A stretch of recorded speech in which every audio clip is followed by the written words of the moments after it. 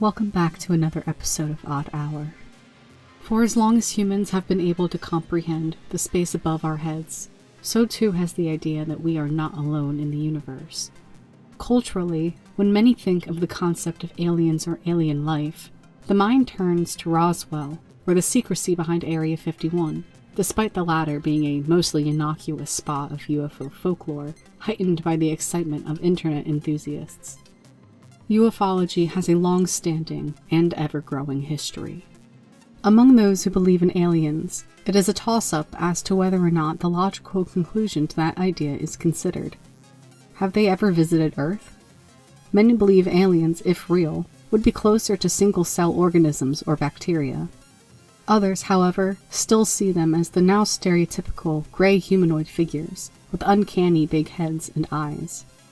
It is somewhat accepted among those who do believe in the majority of UFO sightings, or at the very least partake in observation of them, that there are several levels of alien interaction, measured by how close and physical the encounter is. Astronomer and UFO researcher J. Allen Hynek created a scale of these interactions. A close encounter of the first kind, noted as CE1 on the scale, categorizes the interaction as a sighting of a UFO that shows any amount of detail. It is described as a sighting that is, quote, seemingly less than 500 feet or 150 meters away. A close encounter of the second kind, CE2, is categorized as any UFO encounter that leaves physical evidence or causes a physical effect.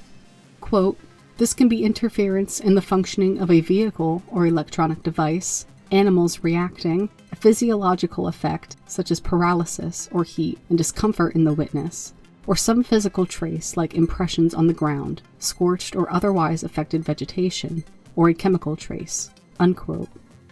A close encounter of the third kind, CE3, is an encounter that is any interaction with a physical presence. Such an encounter would look like an extraterrestrial being landing directly in front of a witness. The scale describes such beings as, quote, humanoids, robots, and humans who seem to be occupants or pilots of a UFO. These are considered the top 3 types of interactions between a witness and a potential UFO event. However, there are several stories of one further encounter. The most popular and widely regarded is the story of Travis Walton, whose story is dramatized in the 1993 movie Fire in the Sky. Yet, a lesser-known story holds even more mystery than that of the missing logger. In 1976, a group of 4 college students take a trip to Maine and have a close encounter. This is a close encounter of the 4th kind, not initially on the scale, but added by Hynek's associate Jacques Vallée, as argued in the Journal of Scientific Exploration, known as CE4, quote, a UFO event in which a human is abducted by a UFO or its occupants. This is the story of the Allagash alien abductions.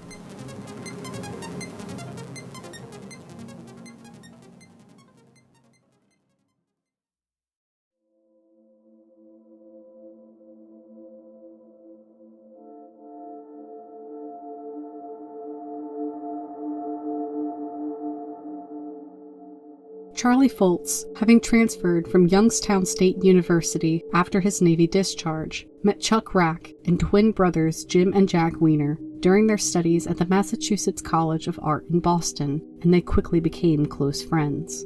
Having camped along the Allagash waterway in 1975, Chuck, quote, proposed that the twins join him for a trip to Maine to climb Mount Katahdin and canoe up to the Allagash during a trip to Boston. It seemed to be an exciting opportunity for adventure, so Jim and Jack accepted and soon asked Charlie to join them as well. Setting out on August 20th, 1976, the 4 men began what they planned to be a 2-week trip climbing Mount Katahdin. Within 2 to 3 days, the group had reached Shin Pond, where they chartered a plane to fly into the Allagash wilderness. As they watched the views of the mountain from above, the pilots soon reached Telos Lake. Quote, Telos Lake came into view, and the pilot radioed the ranger station that he was going to land. We quickly untied the canoe from the pontoons, unloaded our gear into it, and paddled to shore. With this canoe, the four men began to sail between lakes in the Allagash Wilderness waterway. Weird happenings had been cited by both the groups of men and other campers in the Allagash Wilderness. While camping on the shores of Mud Brook, a light was noticed towards the east, and Jim later described it to author Raymond Fowler as being similar to the light inside an incredibly hot pottery kiln. Quote, "With binoculars, Jim Weiner determined that it was not a star, but an object a few miles away, hovering 200 feet above the treetops." Unquote. It hovered for several moments before extinguishing itself from the outside in. Later interviews about Mud Brook state that the lights were changing colors in front of their eyes from white to green and appeared to float as though it were melting, like a liquid. This light sighting was initially forgotten as they continued their camping, waking up Wednesday morning to heavy rains for a few hours. They broke camp after breakfast and continued to canoe upstream. By Thursday the 26th, the group had canoed on Chamberlain Lake, which connected to Eagle Lake. It was a game lake, and the men planned to fish the waters from their remote camp spot on the shores. Their fishing spoils being lackluster, as they pulled only, quote, inedible lake chub, became a problem for them, as they had been relying on their afternoon haul to be their dinner and future day supplies. The group decided that they would need to night fish in order to find more food. It was now the evening of the 26th, and the men had settled onto the beach area of Smith Brook campsite and had started a fire.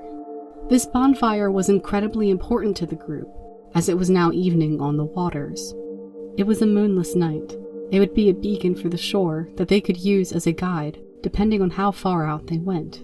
Jim describes the fire as being, quote, so large that he was very worried that it would start a forest fire. The other guys told him to stop nagging them about it, but he was still concerned, unquote. As the group began to canoe out onto the lake, Chuck Rack remembers a strange feeling quickly settling onto him, quote, the feeling of being watched. He goes on further, discussing this feeling of apprehension, quote, I turned toward the direction from where I felt this, and saw a large bright sphere of colored light hovering motionless and soundless, about 200 to 300 feet above the southeastern rim of the cove, unquote. This light rose above the tree line. Described as being oval-shaped, the light increased in intensity, and it appeared as though energy surrounded it, dividing the oval shape into, quote, quadrants of bright-colored light. Like the light they had seen above Mud Brook, quote, the color changes were very liquid and enveloping, as if the entire object has a plasmic motion to it, like a thick sauce does as it starts to a roiling boil, unquote. The twins remembered the experience as shocking from where they sat in the middle seats of the canoe. The group worked to turn the canoe towards where the light hovered in the sky, parallel to the shore, and watched as the light changed patterns. Jack believed the object to be as big as a house, and he remained sure that it was not the moon or a star, nor could it have been, quote, an airplane, helicopter, or any other recognizable type of conventional aircraft. Jim makes a noteworthy connection during his eyewitness testimony. He does not remember there being any colored lights, just a solid bulb, but he recognized it as being, quote, the same light that they had seen from the campsite on Chamberlain Lake. Charlie had been carrying a large flashlight with him, and at the sight of the hovering object, flashed an SOS signal at it. All men testify that upon this moment, the light appeared to fixate on them, turning towards the canoe, sweeping across the water, and began a slow chase. In the ensuing chaos, the accounts become somewhat scattered. Jack described the moment as a rush, stating that the group, quote, decided to get off the water and onto solid ground. We were afraid of falling out of the canoe into the swamp and drowning, unquote. He states that everyone except Chuck was furiously paddling back to shore. Chuck remembers being frozen, entranced by the light. In his recollection, he, quote, felt a bolt of panic possess the others in the canoe as he heard frantic splashing and felt the canoe lurch forward and away from the advancing light. He never took his eyes off the object, nor did he assist in the rush for the shore, unquote. Interestingly, he remembers feeling no fear, only curiosity towards the light and anger towards the other men for wanting to run away.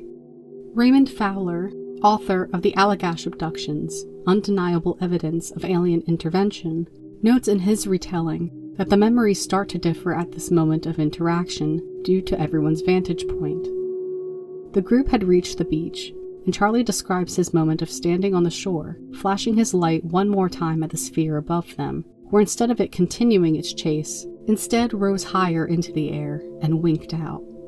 Chuck states that he stayed in the canoe, still entranced by the light. Quote, "The object then headed in a southerly direction towards Mount Katahdin, and within seconds was gone behind a band of middle-level alto-stratus clouds." Unquote. The twins seemed to remember a bit more of their escape to the shore, with Jack describing the chase. Quote, "We could see that we were never going to outrun the beam. It was advancing too fast. I remember thinking, holy shit, this is it. We'll never get away." Unquote. He was then suddenly back on the shore. He agrees with Chuck that it turned in a southwestern direction towards the mountain, and as he watched it go, he felt sick to his stomach. Finally, Jim describes his memory of the chase. Quote, "There was no mistake that it was coming directly to us.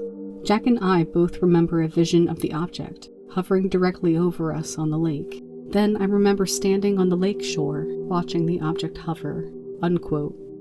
All the men seemed somewhat perplexed at how quickly and suddenly they had reached the shore. They all remembered being either numbed out, extremely tired, or nauseous. The fire on the shore, initially roaring and alive, with enough logs to keep it going for 2 to 3 hours, had burned down to the coals. Jim swears, quote, "The entire experience seemed to last at the most 15 to 20 minutes, unquote. The group chose to not make another fire and fell asleep quickly. The strange feeling never fully left them, and when they awoke the next morning, they still felt dazed, the night before feeling unexplainable. They took down their campsite and continued the trip. Jack describes them passing a forest ranger, to whom the group told their story, but he, quote, "didn't believe a word of it. For the rest of our trip, we must have been in some kind of shock," unquote. In a separate interview about the experience 22 years later, Jack Weiner claimed that none of the four truly understood what happened to them that night. Most people's reactions to their story is to blame drugs or alcohol for their sighting, but 3 members of the group claim that there were no drugs taken with them on this trip, just an 8-pack of beer that they were slowly drinking after settling into different campsites along their expedition. This fact would cause some contention in the following years, as it would later be disputed. After their encounter at Eagle Lake, the trip is hazy for the men. Author Raymond Fowler, in his book, had been taking information from the witnesses directly, and from trip diaries the group had been diligently keeping in the days prior. However, quote, "trip notes and diaries gradually dwindled to nothing several days after the encounter.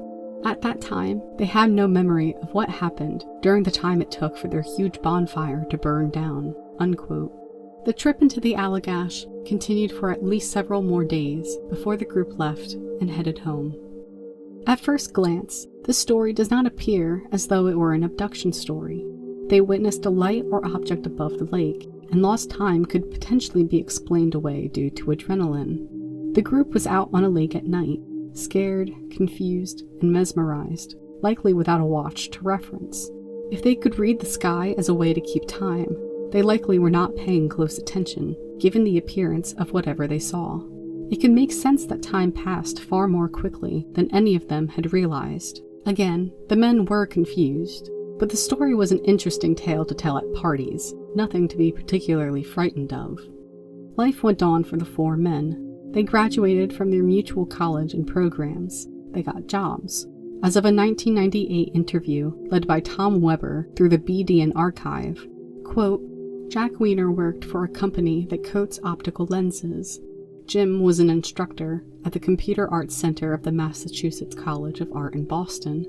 Charlie was a medical illustrator at the Veterans Affairs Hospital in Brockton, Massachusetts, and Chuck was a freelance artist in West Wardsboro, Vermont," unquote. 12 years would pass before any memories would start to resurface for the Allagash 4. It was Jim Weiner who first began to question what happened to them during their hiking trip all those years ago. Jim Weiner had sustained a head injury several years after the Allagash trip, an accident resulting in the development of temporolimbic epilepsy. This condition is typically characterized by, quote, recurrent seizures that often originate within limbic networks involving amygdala and hippocampus. The limbic network is involved in crucial physiologic functions involving memory, emotion, and sleep, unquote, according to an NIH study led by Vaclav Kremen, Vladimir Sladky, and Philip Myvold. Jim had been suffering from chest pains and numbness that caused him to seek treatment, as the condition had gone undiscovered for several years.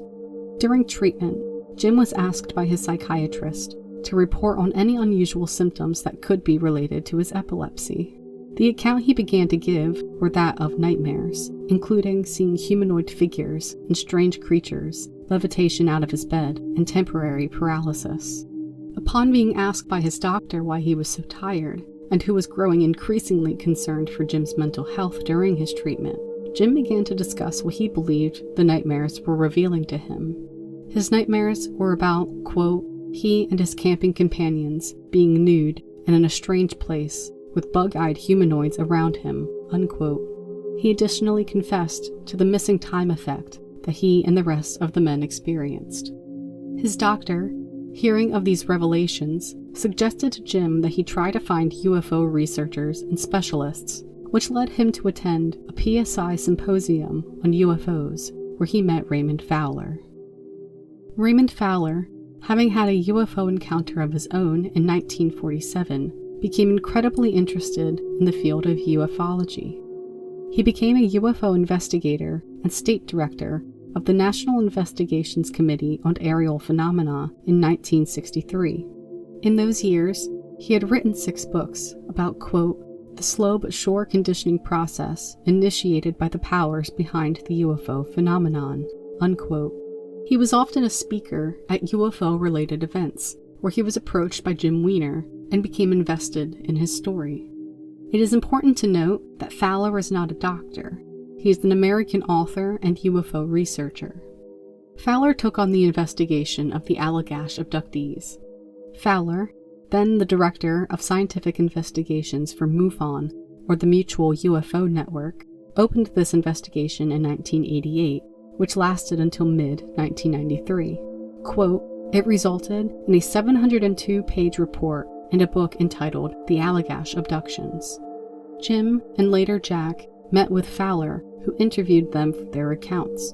Having kept in touch over the years, it was easy then to reach out to Chuck and Charlie, who were interviewed and studied as well. These interviews were conducted with all 4 subjects under hypnosis during separate sessions. Fowler, working with MUFON consultant Anthony Constantino and solar physicist and close encounter scholar David Webb, guided the men through each of their recollections of their experience on the Allagash. Fowler states in his book that the hypnosis was not quite the typical fall asleep and recall everything style that is often seen in movies, but was rather, quote, a technique used to place a person in a deep state of relaxation, unquote. The hypnosis sessions are key to this story, as comparing all the stories puts everything into perspective. Each will be gone through in detail. Jim was the first to be interviewed on January 12, 1989. All interviews were transcribed for Fowler's report. Tony is the main speaker with each subject. This first interview, as shown in Fowler's report, recounts a gradual progression to the moment of supposed abduction. Jim is asked if he remembers getting to the campsite, to which he says yes. Tony probes further, asking if he can describe setting it up. Jim states, quote, well, I remember flying into the lake on a pontoon plane. It was incredible, and we had to come 2 people at a time. When we got there, we set up our camp. There was a picnic table. So we put our tents up and made a tent out of tarp and a rope that we would stretch between 2 trees. I remember just after we got there, that ranger came, Everett Cram and his sidekick Mac, and they came to check us out, unquote. Jim has a very detailed memory of the night, as can be seen across the 4 men.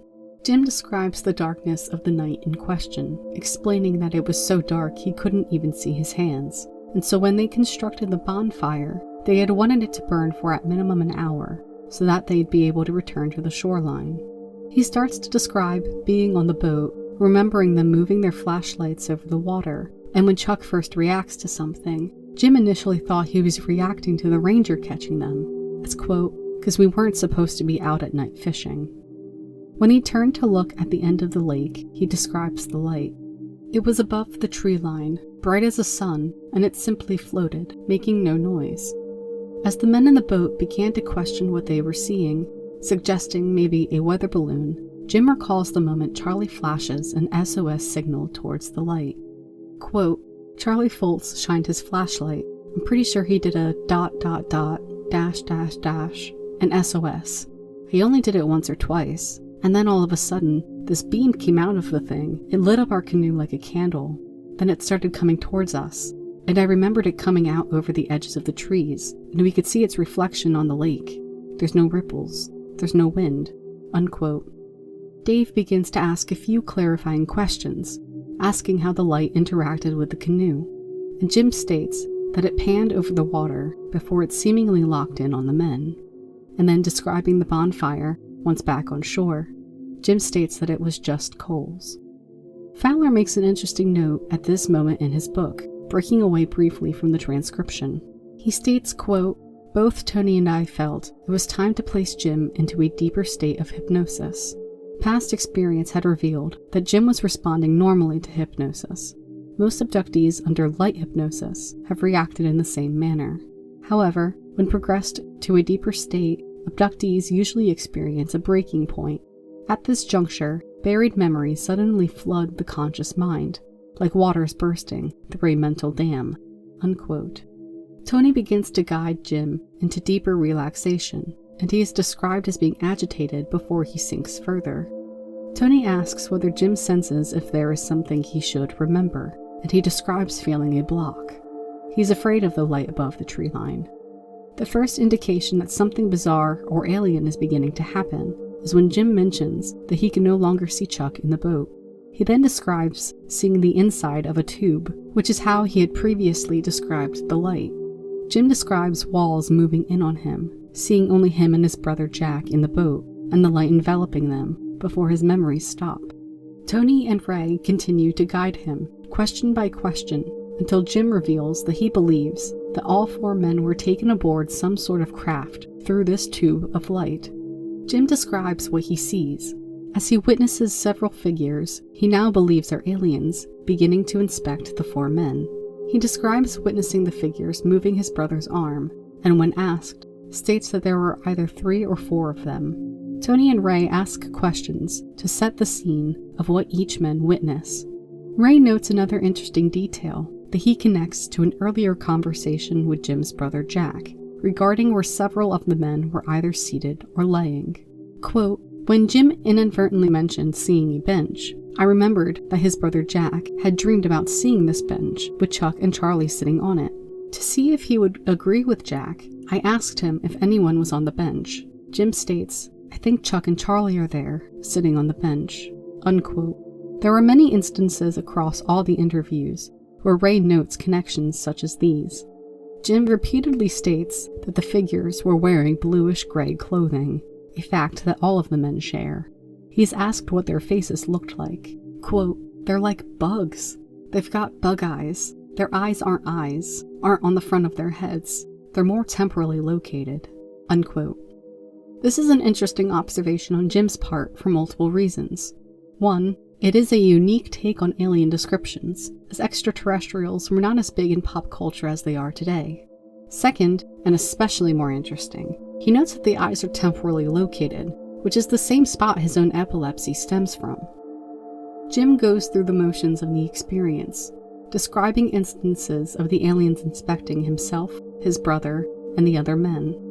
As he is a twin, he states that while the aliens do not speak aloud to him, he senses that the extraterrestrials wonder why they are similar. Quote, "They know that Jack and I are the same, that we look the same, and the other two don't, and that's what they're interested in. They've got my shirt off. They made me take it off." Unquote. The extraterrestrials continue to poke the men with various needles and instruments, sometimes hurting them and other times not. Jim describes them as checking various anatomical areas, including the men's genital regions.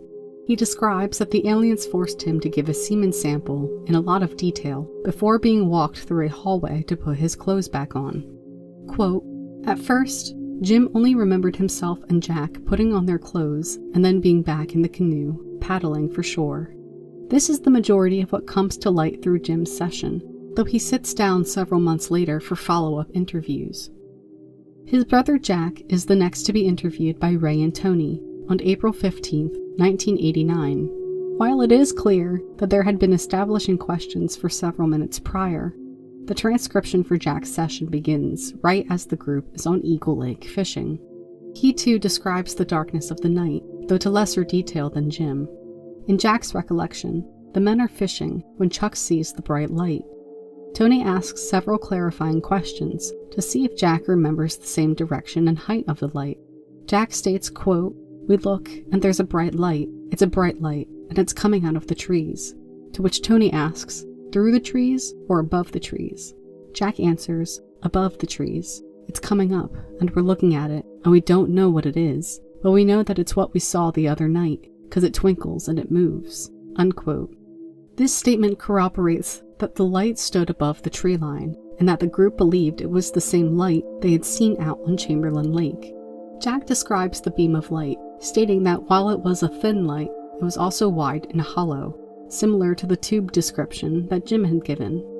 He describes feeling sick when he looks at it, stating it makes him feel as though he were going to throw up. When initially asked before being pushed deeper into the hypnosis, he only remembers the beam overtaking the canoe, then suddenly being on the shore. He similarly recalls the moment the men find the fire burned down to coals. Quote, "Charlie checks the fire and says, 'Holy shit, the fire's out now. What do we do about the fire?' And we say, 'Nothing. Let's go to sleep. We're just tired, very tired, very tired.' And we go to sleep." Unquote. Further probing pushes Jack to reveal that it was the light that took them in, and that he knows he is within the light because he cannot see out of it. Once aboard, though none of them clearly described the feeling of boarding a ship, just simply being on it, Jack states that he can see Jim in front of him. When Tony asks whether Jim is standing or sitting, Jack states that he is sitting. Quote, Tony asks, "What is he sitting on?" To which Jack responds, "A bench." Ray asks the clarifying question, "Who else is with Jim?" And Jack answers, "Chuck and Charlie. Chuck and Charlie. They're all on the bench." Unquote. He too remembers the layout of the men, just as Jim did. Jack appears to be the first that the alien figures took interest in, as he describes being touched all over by them, first on his wrist, as though, quote, "they were looking for something." He describes the feeling as being like caterpillars. Like Jim, Jack notes that the figures do not talk aloud to him, though Jack states that they spoke with their eyes, either through expression or gesture, not as though voices came through their eyes directly. Quote, "They're explaining things with their eyes. I can hear them in my head. They're saying, 'Don't be afraid. Don't be afraid. We won't harm you. We won't harm you now. Do what we say.'" Unquote.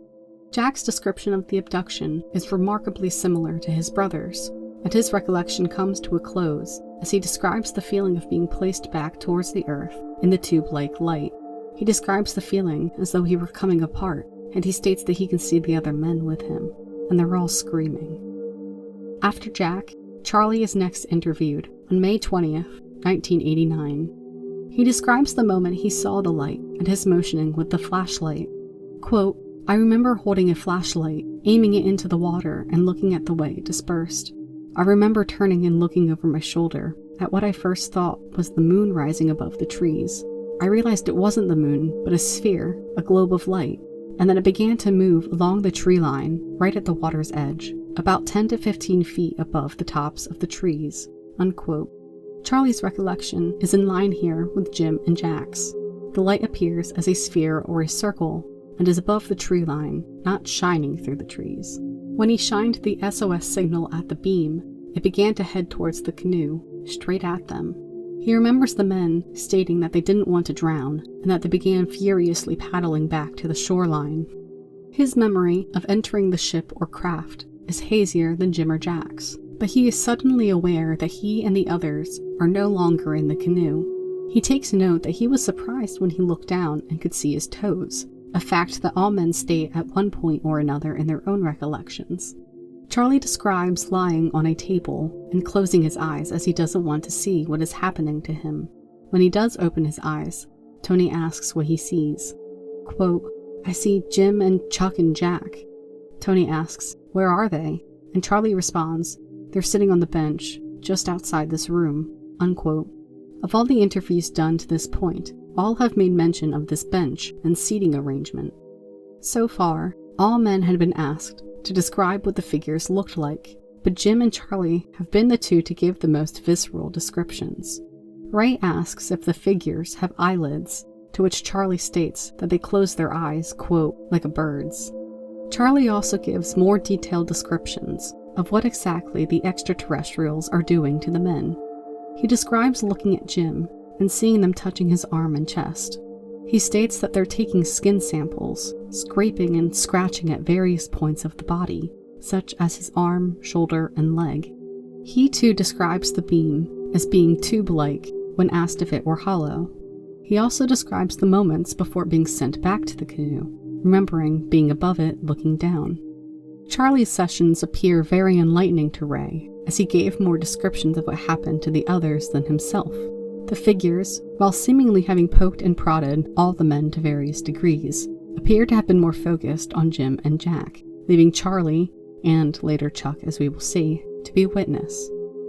Chuck is the last to be interviewed, with his sessions separated by several months, the first being on June 10th, and the second, October 3rd, of 1989. Ray describes Chuck as being different from the other men in personality and temperament. Where the other men were frightened and confused by their experiences, Chuck, quote, came across as tough, self-reliant, and fearless, unquote. He appears more curious by the whole experience over anything else. His recollection of seeing the light begins as such. Quote, "I remember being very interested in the light. My curiosity was at the highest point it has ever been in my life, and I felt we were going to make some contact with something very unusual. And then, one of the twins mentioned that we had to get out of the water, and I thought, why? We're all right staying here. And then a panic ensued," unquote. While the other men were rushing to get back to the shore, Chuck describes being unable to take his eyes off the light and being disappointed that they needed to return to shore. He nonchalantly describes being back at the shore, unable to remember exactly how they arrived back. Quote, "It seemed like we were all sleepy and ready for bed. We sat around the table for a while, and we all went to bed. The fire was out," unquote. While he describes his overall experience far differently than the others, the general timeline remains the same. The light appears over the tree line, the men try to return to shore, and they are suddenly back on the beach, where the fire has died down completely. Ray describes trying repeatedly to get Chuck to remember the moment the beam overtook the canoe, and it was only when Tony put him into a deeper hypnotic state that he began to remember. While he hadn't shown any fear or surprise up to this point in his retelling, Chuck exclaims that the beam was over them, and that when he looked up at it, it looked like a tunnel. Again, this is in line with the other men's retellings. The light is a hollow tube. Chuck begins his retelling of being aboard the ship, and his experience is very similar to Jim's as opposed to Jack and Charlie's. He feels drugged and is laid on a table that he describes as being similar to that of a vet's office. The figures look over him, and he describes bright lights being used over him so that they can get closer looks. He too, like Jim, describes the extraterrestrials as taking a semen sample from him before being escorted away. He describes the same bench that the other men make mention of. Quote, "Both of them are coming over to join me on the bench, Jim and Charlie. Jack is in some kind of harness. It looks like around his shoulders, his upper rib cage," unquote. He describes the figures somewhat differently to the other men. Where the other men appeared focused on the eyes of the extraterrestrials, Chuck describes their heads. Quote, "They're sort of whitish. They're sort of like an embryonic chicken head. Cranium almost looks like a duck. Oblongated from front to back. Dark eyes, absence of color. They're black," unquote. He does in fact describe their eyes as being elliptical, and their eyelids being similar to a frog's.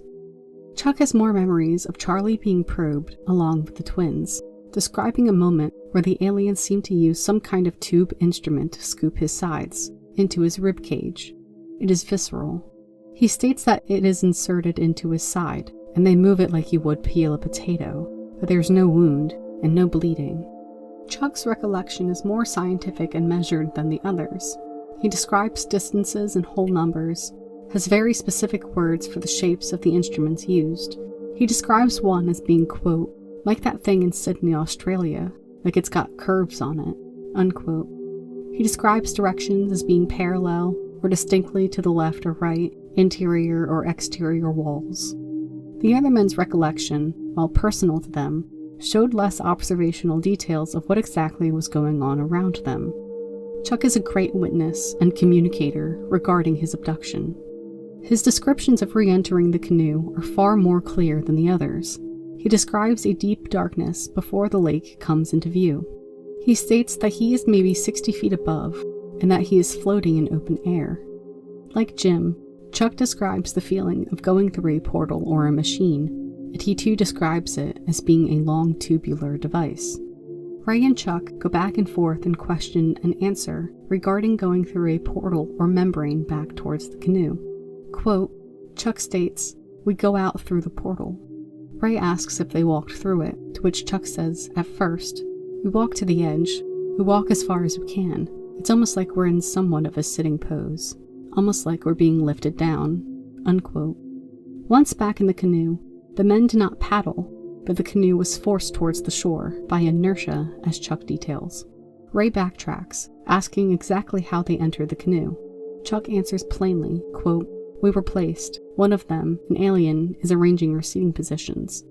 Interestingly, Chuck describes the aliens as being in the water near them, placing the men in the canoe where they had been taken, and that when they were seated as they were before being abducted, the aliens left. He did not see how the aliens left, only that they were gone. This ends the 4 main accounts of the initial abductions of the Allagash group. However, at the end of each of the interviews, all 4 men state that it was not the first or last times they had seen the creatures that abducted them. All stated that they either were visited in their bedrooms as children, or in the cases of Jack and his wife Mary, were abducted again several years later. Overall, all men attest to having been probed and tested upon by extraterrestrial beings, such as by having samples taken from their bodies, particularly their ankles, shoulders, or torsos. The MUFON investigation found that there was physical evidence of their alien tests. Such evidence was, quote, in the form of burns on the bottom of Jack's feet. He also received a biopsy-like scoop mark above his ankle, located just above a scar left during a separate operation, unquote. This biopsy became of a particular note to the investigation, as it was later removed by a surgeon Jack was referred out to. He was under the impression that the biopsy had been sent to the Center for Disease Control in Atlanta, Georgia, for analysis.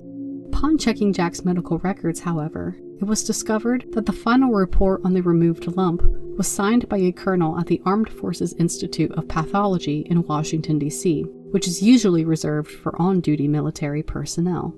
Jack requested x-rays regarding this biopsy for his doctor, and recounts that the receptionist acted strangely to him upon request. Quote, "All of a sudden her attitude changed between night and day. The first thing she said was, 'Who wants these?' Just like that. And I said, 'I want them.' And she said, 'No, what doctor wants them?' And I said, 'Well, it's not a doctor that wants them.' And she kept questioning me about why I wanted them. So I said, 'Gee, this is really unusual, because I've come here and gotten x-rays before that I brought home to digitize for my wrist injury.' Finally, she said, 'Well, I can't give them to you till tomorrow.' So I said, fine, I'll come in tomorrow and get them. And then I went in the next day and got them." Unquote. Under a separate hypnosis session, Jack states that the lump came from the Allagash abduction experience, when aliens first examined and rubbed his legs. Quote, "First, they rubbed my leg with something that was small and smooth. I can't really feel what they're doing, but I can see 2 of them doing something to my legs with a long, thin thing." Unquote. Ray wonders if, upon being abducted once more, several years after his experience on the Allagash, if the aliens saw a scar on Jack's ankle that had not been there previously, and realized whatever they had done the first time was missing. Quote, "Perhaps the lump was originally a small implant of living tissue used for alien genetics studies. The rapid multiplication of cells indicates that something must have gone awry with their experiment." Unquote. Overall, Fowler's investigation states that the men were certain that they had been on the lake for less than 20 minutes, citing that their bonfire should have been burning for about 4 hours, yet only the coals remained. In conjunction with undergoing hypnosis, the 4 men underwent psychological and polygraph tests. Quote, "All of these checks indicated that the 4 participants were honest and telling the truth about their experience." Unquote. Moreover, the men recalled other times paranormal or supernatural activity happened to them. Following Chuck's hypnosis session, Mary Weiner, Jack's wife, recounted that 19 years previous to 1989, Jim and Jack told her that they had poltergeists in their house, though she never witnessed anything herself. Further, as mentioned previously, Jack and his wife Mary claimed to have been abducted several years after the Allagash abductions at their home in Vermont. Chuck, too, quote, "recalled a terrifying alien experience in his room when he was a kid. Jim remembered being visited in his bedroom as a child by a presence he and his brother nicknamed Harry the Ghost." Unquote. Additional investigations found multiple instances of credible witnesses. Through the years, the 4 men told various friends and family about their experiences, and they were interviewed. Intriguingly, quote, "The head forest ranger who supervised matters on the Allagash waterway was located. He remembered the incident and had reported it to the then-active Dow Air Force Base located in Bangor, Maine." Unquote. It is unknown whether he reported the sighting of unusual lights and objects, or anything about missing persons and abductions. It is highly likely that it was the former he reported, as others in the area at the time of the alleged abductions also reported lights in the sky, including the group, who had initially reported lights to a park ranger several days prior to their incident. As it stands at this point, there are several options as to what happened. 1. The 4 men are telling the truth. 2. The men perpetrated a hoax. 3. They themselves were hoaxed or pranked. Or 4. They misunderstood something they saw, and the hypnosis sessions implanted false memories that they now attribute to alien abduction. The 4 men have the same story, have undergone multiple investigations into the incident, and seemingly show confidence in their claims and their continued defense of the experience over the years. Of course, as is so often the case, there are many who doubt that this incident occurred at all. We'll break things down bit by bit, but first, some science. There is much skepticism surrounding the use of hypnosis and polygraphs and their less than accurate results, and both are cited in this case as ways to gather evidence to prove the legitimacy of the story. Researchers for decades have studied how hypnosis and memory recollection affect observations across witnesses of specific events. In the abstract of a study titled Hypnosis, Memory, and Amnesia by John F. Kihlstrom is one such study that casts doubt over the methodology. Kihlstrom introduces the idea that hypnosis targets the right hemisphere and frontal lobes of the brain, the frontal lobes seemingly being the part of the brain that Jim Weiner damaged during his accident. Kihlstrom suggests that the amnesia after a hypnotic session is indicative of a, quote, disruption of retrieval processes, meaning that memories being pooled may be altered in some way. He further discusses the supposed recollection of specific memories that are uprooted during these types of sessions. Quote, implicit memory, that being the type of long-term memory that does not require conscious thought to recollect, is largely spared, and may underlie subjects' ability to recognize events that they cannot recall. Hypnotic hypermnesia refers to improved memory for past events. However, such improvements are illusory. Hypermnesia suggestions increase false recollection, as well as subjects' confidence in both true and false memories. The clinical and forensic use of hypermnesia to enhance memory in patients, victims, and witnesses should be discouraged. Unquote. In short, the use of hypnosis may initially show positive results in basic recall, but it is more than likely a raise in confidence in the memories subjects think they have, and can allow for false memories to take greater hold. Pair this with suggestive questioning from an interviewer, whether intentional or unintentional. A subject may begin to recall false memories that feel very real and are taken as fact. There is also an argument to be made that with aliens emerging in pop culture more in the 1970s onward, it, quote, may have triggered inspiration for memories of alien abduction, unquote. Interestingly enough, Chuck mentions this exact stream of thoughts once out of hypnosis during his session. Fowler is asking him how he feels after the session, if Chuck is feeling any fear, worry, or the like, to which Chuck responds, quote, I don't feel like I've had a traumatic experience at all. I'm a bit concerned. I read Bud Hopkins' Intruders and Stryber's book, so I'm not sure what to think, if this really happened, or if these are just a conglomeration of ideas, unquote.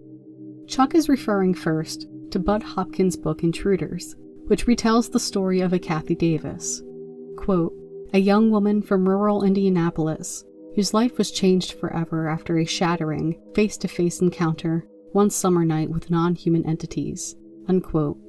He further mentions an author named Stryber, who is likely Whitley Strieber, who writes horror novels and alleged non-fiction accounts of, quote, his alleged experiences with non-human entities, unquote. It is no wonder why Chuck mentions these two men as being the possible starting point for his own supposed recollection of his abduction. Chuck also makes another interesting statement. Fowler asks him where these memories of being on board a spacecraft could have come from if Chuck hadn't actually experienced them. Chuck responds, quote, I don't know. It seemed to be like I was being led through a series of events. I don't know how it got there in my head, unquote. This observation lends at least some credibility to the idea that false memories under hypnosis can be triggered by subtle suggestions from the interviewer, even if they are trying to be as impartial as they can, as Fowler notes multiple times in his overviews of his sessions. In regards to the polygraph tests, these two have been heavily criticized, and the results of these tests are no longer admissible in present-day federal courts, as of 1998. Though shockingly, about 23 states still do allow results to be admissible, though they do have to meet certain approved conditions. In a study titled The Polygraph and Lie Detection by the Committee to Review Scientific Evidence on the Polygraph, the National Research Council studies how the test can produce both intentional and unintentional results, physiological and psychological conditions, and the usefulness, accuracy, and potential alternatives to the test. In the conclusions from several sections, the study suggests that while the test can tell fact from truth in, quote, specific incidents, it is nowhere near accurate, nor anywhere near accurate enough to rely on wholly and consistently. The conditions of the test can allow a deceptive individual to appear as though they were telling the truth, though the study did not conclude whether it is due to a mimicking of physiological factors or the examiner's lack of experience with certain countermeasures. The study, and another conclusion, finds reasons for concern overall with the test. Quote, basic science and polygraph research give reason for concern that polygraph test accuracy may be degraded by countermeasures, particularly when used by major security threats who have a strong incentive and sufficient resources to use them effectively. If these measures are effective, they could seriously undermine any value of polygraph security screening, unquote. Summarized, the polygraph test is relatively easy to manipulate. The act of attempting hypnotic recall may, in and of itself, create a false memory and then confidence in said memory, and the polygraph is not an accurate measurement of honesty and truth. There is yet another factor that calls the story into question: Chuck Rack himself. In the years following the abduction, Rack has publicly cast doubt on the experience. Nearly 40 years after, Rack in an interview claims the entire incident was a hoax.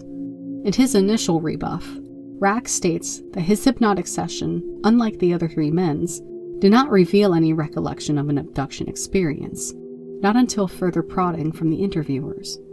There is one moment in particular, during Chuck's first hypnosis session, that calls into question the suggestibility of the questioning. Quote, try as he may, Tony could not get Chuck to remember the beam actually reaching the canoe. Over and over again, like the repetition of a taped message on a recorder, Chuck recounted the same thing. In desperation, Tony again deepened Chuck's hypnotic state and tried again. Finally, there was a breakthrough. Chuck even exhibited a little emotion, but not much." Unquote.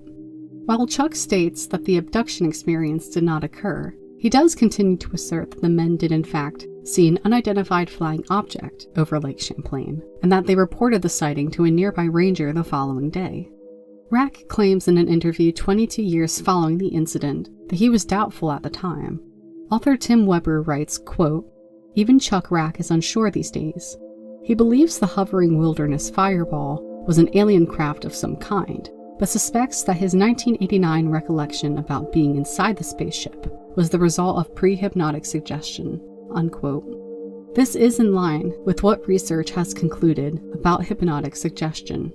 A study by Stephen J. Lynn and Irving I. Kirsch, titled Alleged Alien Abductions, False Memories, Hypnosis, and Fantasy Proneness, agrees with Chuck's assertion. Quote, "Newman and Baumeister are quite correct that abduction narratives can and do unfold during suggestive hypnotic procedures. They also correctly note that the expectations of the hypnotist can be an important influence on subsequent recall. However, the most appropriate conclusion that can be drawn from the available evidence is that hypnosis does not reliably produce more false memories than are produced in a variety of non-hypnotic situations in which misleading information is conveyed to the participants." Unquote. Hypnosis itself, therefore, does not create more false memories than any other procedure. It has more to do with the information provided during a session. Chuck does not say whether he believes that those who did his polygraph and hypnosis sessions implanted memories, but rather that the men themselves decided to continue with the abduction narrative. This is despite the fact that the so-called abduction was not considered an option for what happened out in the Allagash until after Jim Weiner began suffering from seizures following his accident. Ray speculated that the story of an abduction could make the men famous. Quote, "We were compelled to stay together, all speculating that this thing could go into the millions of dollars for each of us. We made very little." Unquote. After a falling out between Rack and the other three men, he brought his doubts to the public eye. He cites an appearance the men did on the Joan Rivers show that further calls the story into question. He states that Joan was asking the group whether they had been drinking or taking drugs. Rack, supposedly sitting the furthest from her, luckily didn't have to field the question because he would have had to lie.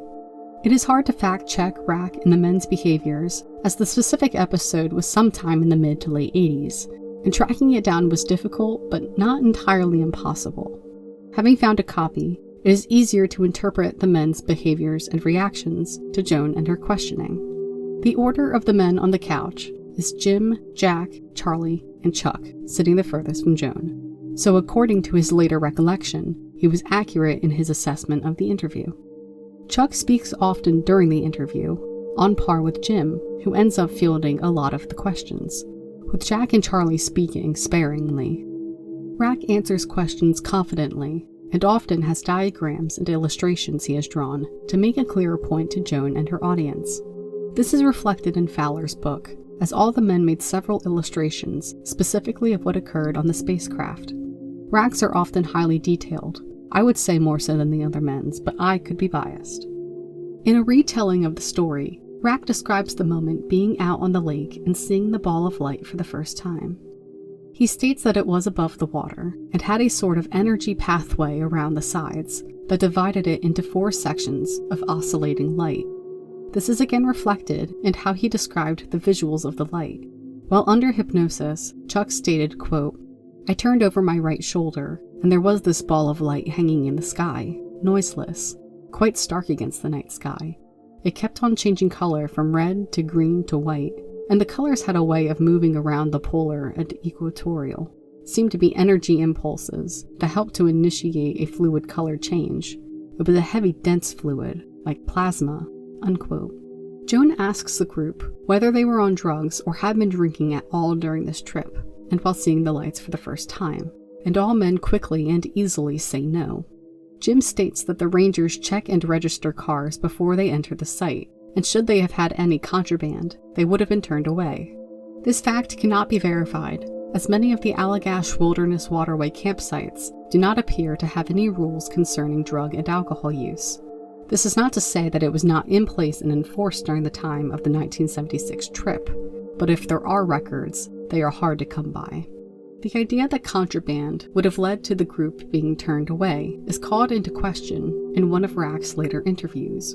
Quote, Rack said that he and other members of the group had used recreational drugs on the night of the alleged abduction. I remember Jack brought some Afghan temple ball with him to share with the rest of us. Yeah, we were definitely stoned when we went out onto the lake just before we got that sighting. Unquote. For those unaware, Afghan temple ball is a form of hashish, and it is known to be very potent, and is, quote, known for providing a soothing mellow high that is ideal for unwinding or managing stress, unquote. It is not a hallucinogenic, nor is it known to cause psychedelic trips. Charlie Foltz further continued to deny this claim in the same interview, stating that they only had an 8-pack of beer that they had bought in a nearby town named Millinocket when they had first bought canoe supplies. As the Joan Rivers interview continues, Rack claims that he was calm initially during the sighting, until Charlie tried signaling the light with his flashlight and it moved after them. The story still matches what had been told previously. The day following the supposed abduction and sighting of the lights, they signaled a ranger and told him about the sighting. The ranger claimed there was a hardware store opening a few miles away that was using searchlights and dismissed the sightings. Foltz and Rack didn't believe the ranger, and the Wieners said that they thought the ranger was deliberately lying to them. The men are confident and calm in their answers on the show, Rack especially, and so his later interviews are a massive backtrack on his story and his multiple retellings throughout the years. The men and Rack no longer appear to be friends, with the twins and Foltz denigrating Rack when asked about their relationship in interviews. Quote, Foltz described Rack as a man with a violent temper who has been banned from some UFO conventions. We definitely steer clear of him because the guy is a loose cannon in a mental disaster area. Jim Wiener also dismisses Rack's new claims. I personally believe that Mr. Rack's self-aggrandizing rationalizations and disparaging accusations are simply the rantings of an angry and resentful individual on whom his former friends have turned their backs. Unquote. It is highly likely that the group did indeed see something out on the lake, something unidentifiable and confusing, but misinterpreted, as the sighting of the lights appears to have been confirmed by others in the area, including several forest rangers. The abduction? Unlikely, but capitalized off of. While it is hard to definitively say, no, this didn't happen to you at all, there is simply not enough evidence to say yes or no, but the answer leans more towards the no than anything else. Overall, the story is ambiguous. A light over Lake Champlain created one of the most unusual alien abduction stories of the 20th century, and with all four men's descriptions of the event, it may never come to light exactly what they saw, what they experienced, what they believe happened to them. With animosity between Rack and the other three, along with doubts and skeptical speculation circulating both at the time and currently, an answer will likely never be found, and any answer that is given will never satisfy everyone. This is a story, then, that gets left to the viewers, to the listeners, to researchers both amateur and professional. Like humans long before us, continue to look to the stars. You may be surprised at what you see looking back.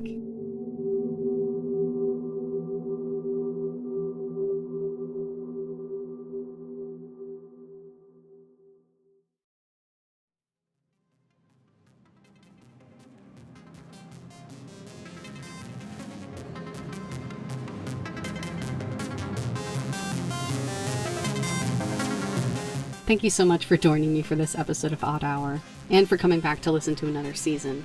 And I apologize so much for the delay in this episode. I just could not get the recording to sound nice. When I started making this podcast, it was sort of on a whim to be able to research and talk about my niche or interests that I couldn't really write about in school, and then life happened, and then I came back 5 years later. All this to say, if you are a returning listener, it means a lot to me that you came back and gave it another shot. This will hopefully not be the last episode you ever hear from me. All references and research will be included in the description along with a transcript if you want to read along.